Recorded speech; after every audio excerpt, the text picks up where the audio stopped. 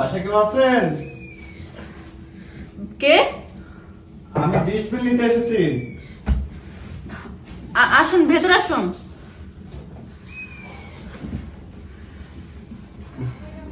বসুন। আপা, আপনি দেখে মনে হয় ভদ্রলোক। এই যে 2-3 মাস বিল দেন না, আমি কিন্তু অফিসে যাই কোনো জবাব দিতে পারছি না, বুঝছেন? কি বলেন?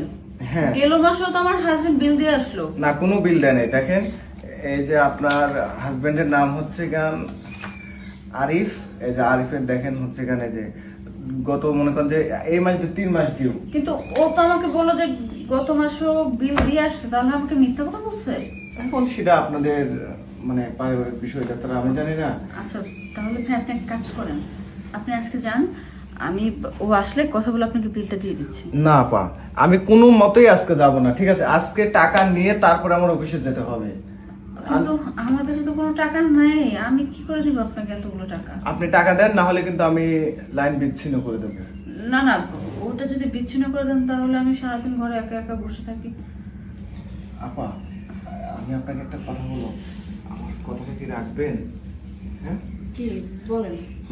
আপনি কিন্তু ইচ্ছা করলে টাকাটা কিন্তু গায়ে গায়েও শোধ করে দিতে পারেন। মানে গায়ে গায়ে মানে গায়ে গায়ে আবার কি করে টাকা শোধ করে? কি সব বলতেছেন আপনি এসব? বুঝেন আমার কথাটা? আপনার টাকাটা না হয় অফিসে আমিই দিয়ে দেবো, আপনি তার বিনিময়ে আমাকে একটু খুশি করবেন। আরে রাজি হন না? ও আচ্ছা, মানে আপনি বলতে চাচ্ছেন যে 3 মাসের ডিশ বিলের টাকা পান, এখন ওই টাকাটা পরিশোধ করবেন আমি যদি আপনার সাথে কিছুটা পার্সোনাল সময় কাটাই। হ্যাঁ। তাহলে কি ডিশ বিলটা পরিশোধ হয়ে যাবে? আরে হ্যাঁ, সবকিছু আমি পরিশোধ করে দেবো, আপনার তো কোনো সমস্যা নেই। আচ্ছা ঠিক আছে, যেহেতু এখন হাজবেন্ড ঘরে নেই, বাইরে গেছে, এই চলছে, তাহলে ডিশ বিলটা পরিশোধ করে নিন। ঠিক আছে।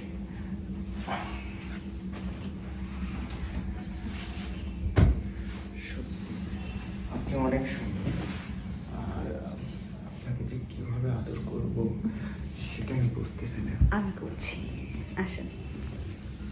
ইভা, তুমি তুমি চলে এসেছো? কি করছো এগুলো? এই আপনাকে ভাই, আমি তো ডিশ বিল নেওয়ার জন্য আসছিলাম।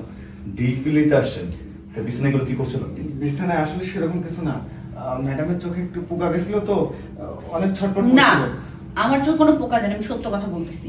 তুমি আমাকে গেল মাসে বলছো যে ডিশ বিলের টাকা দিয়ে আসছো, কিন্তু একে একে 3 মাস ধরে তুমি ডিশ বিলের কোনো টাকা পরিশোধ করতেছো না।